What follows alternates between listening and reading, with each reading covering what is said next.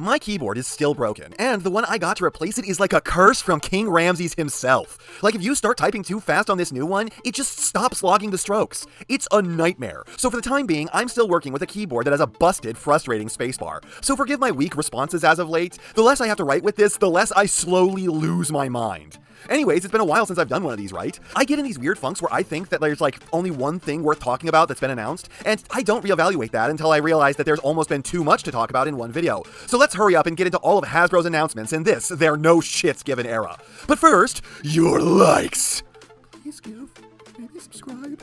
Let's get some of the obvious stuff out of the way first. Armada Blue Screen was finally revealed, and I'm hearing from some people that it's already out. We knew this was coming for a long time now. Like, there's no way that this wasn't going to happen. I don't know if I care enough to pick up this second version even still, as I barely remember this happening in the show, and I think that the red version looks way cooler. Hopefully this one fixed the leg so it doesn't pop off all the time, and the alt mode doesn't fall in half constantly. Otherwise, this was a pretty decent mold. Then there's the recent no shits given announcement, where once again they've confirmed that Hatchet is going to be a thing. And this dude has been on and off again for a couple of years at this point. This thing never looked good to begin with, as Hatchet is a hideous clusterfuck of kibble and bad design that they've never bothered trying to fix. And you know, the only reason they've dusted this dude off once again is because they had it sitting in their back pocket.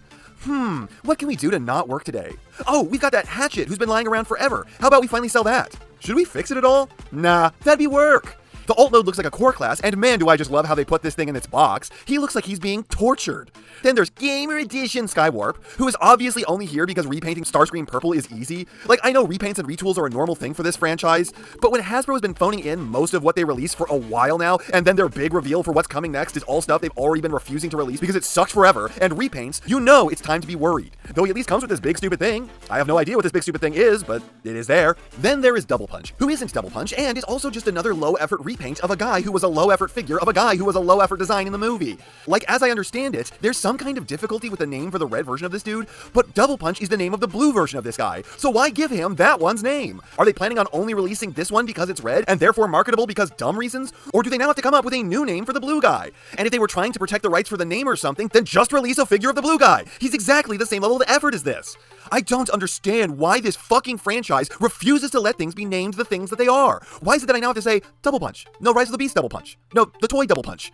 Every time I bring this up, someone tells me to shut up about it because it's fine, but that's just Hasbro can never be wrong copium. Anyways, this figure sucked when it came out, and it sucks now. Then there's 86 Galvatron, who's just a repaint of the Kingdom version. Because fuck us, I guess.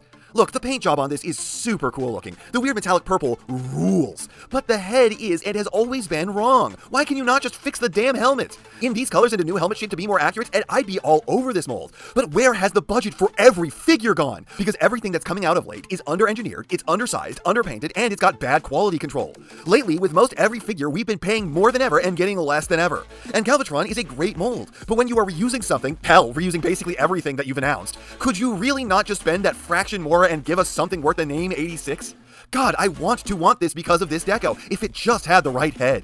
On the subject of how things have recently been, there's Studio Series Alita, who I think I might have talked about before, but I don't remember exactly. And maybe it's fine, but the Studio Series for Transformers 1 has been really weak so far, with their version of Orion Pax being as big as their version of Megatron, who should have been way bigger, and Orion Pax just isn't very good. His $5 cheaper mainline alternative is probably better by a slim margin, plus Megatron has problems of his own, and neither of them is as good on the QC front as they should be. So I look at this with the kibble choking the life out of her hands and clearly no wrist swivel with a torso that looks inaccurate and spindly-ass proportions way narrower than what she had in the movie, and I just have to wonder, is this going to be another really weak deluxe? This looks so small, so light, so basic, but it's going to be $25, and neither of the other TF1 Studio Series figures fill me with the confidence that this will be good.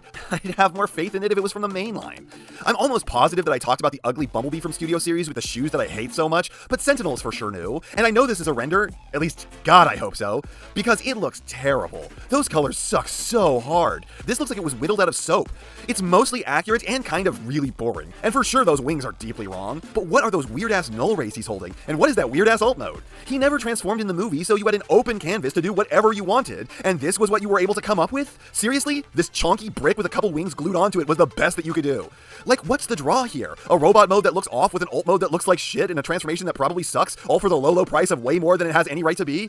Then there's Studio Series Ape Link, who I don't have a ton to say about. I've still never handled any version of Optimus Primal from Rise of the Beasts, so I have no idea if this is a retool or not. Really, the most interesting thing about it is the way that it was leaked, having these large swaths of the image cut out of it. I think in robot mode it was probably a hand removed from the image. Guy must have a pretty distinct set of mitts. And in beast mode, I hope it was a hand, because that's just... I feel like I'm just having an internet brain rot moment. Then there are these actually really cool retro repacks of figures trying to act like they're the G1 versions of the old toys. The Gears version rocks. And while the auto badge isn't quite low enough to reach his crotch where it's supposed to go, they still put a ton of effort into making this super accurate to how the old toy would have been. They even made sure to get this black strip right on the alt mode with the weird M on the hood. And then they also did Bumblebee, and oh, what the fucking hell ever. Who knows? Who cares? Who wants to try? It's just a repack of the shit-tacular Earthrise Bumblebee mold, when there is a perfectly fantastic 86 Bumblebee sitting right there, ready to be used. Why did they try so hard on Gears and then do nothing for Bumblebee? Head on a silver plinth? Nope, not doing that. Metallic strip across the chest with a really low auto badge in a new style? What are we, made of effort? I know this is intended to basically never come off its card, but I still don't want to buy garbage.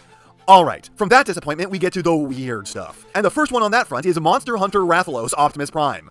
It's rare that I'm at a loss for words. They took Air Razor, a mold completely unsuited for Optimus, and then they turned that into Rathalos, who I'm not big into Monster Hunter, but I'm pretty sure is a creature that isn't really suited for Optimus, and they smashed all that together, with weirdly mainline Transformers 1 Optimus Prime's Matrix of Leadership. I've never been super down with this mold, and while it looks like it makes a great Rathalos, I just have no idea what they're going for. It is extremely weird. Then, I can't believe I'm saying this, Transformers crossover Naruto. This has got to be the most out-of-pocket shit Hasbro has ever pulled. This looks stupid as hell, but like, at least not phoned in at all? Well, they phoned in those tails because Jesus, those are hollow like little else. But for the most part, this looks pretty good. I love how they made the box a ninja scroll, and I guess Cheetor was a pretty solid choice of mold for Naruto's, I think, Sage mode? But my god, is that a goofy-looking motherfucker. He's also coming with one of the Toads, and all I can think about while looking at this is, oh hell yeah! Speeder Pre-Tool spotted! Speeder Pre-Tool spotted! Though I suppose they've yet to make Iguanus out of the Jurassic Park 2-pack they did a good while ago. Naruto's Kurama form seems to have new articulation in the back shins, but it loses articulation in the rear ankles. Okay. But why though? Honestly, this mold just looks like a classic Toho kaiju, big googly eyes and all. I don't know that I want this, but they did try here for sure. Even gave them Naruto's iconic sandals. Then I'm shocked that they've announced this already, considering that there's already another crossover figure that's waiting to come out. But there's a Mandalorian crossover, where he turns into a Naboo starfighter, and this looks pretty good too. I mean, I don't know why you wouldn't do the ship that he's way more associated with, but they are doing some really clever stuff. Like the flight stand it has breaks down into a cape and a shield, and that rocks pretty hard. And overall, this is just turning out way, way better than all of Hasbro's previous Star Wars crossovers. Though what the fuck is that gun? Also hot rod shoulders. Great. Then lastly, we have the Missing Link figures. And let's start with the most boring one, Missing Link Sentinel Prime. I don't know why this is, but it's just a yellow repaint of the Missing Link Optimus. When has Sentinel ever been a yellow repaint of Optimus? I mean, this kind of comes across like a fun reference to that one time Optimus was colored like Huffer, but still, what? Far more interesting and even more yellow, but not yet, Missing Link Sunstreaker. Okay, I never had this guy growing up, but man, does this look actually kind of cool or what? Like, outside of the wonky proportions, this might actually end up better than the Earthrise version. But the most interesting thing of this whole video, Missing Link G1 RC.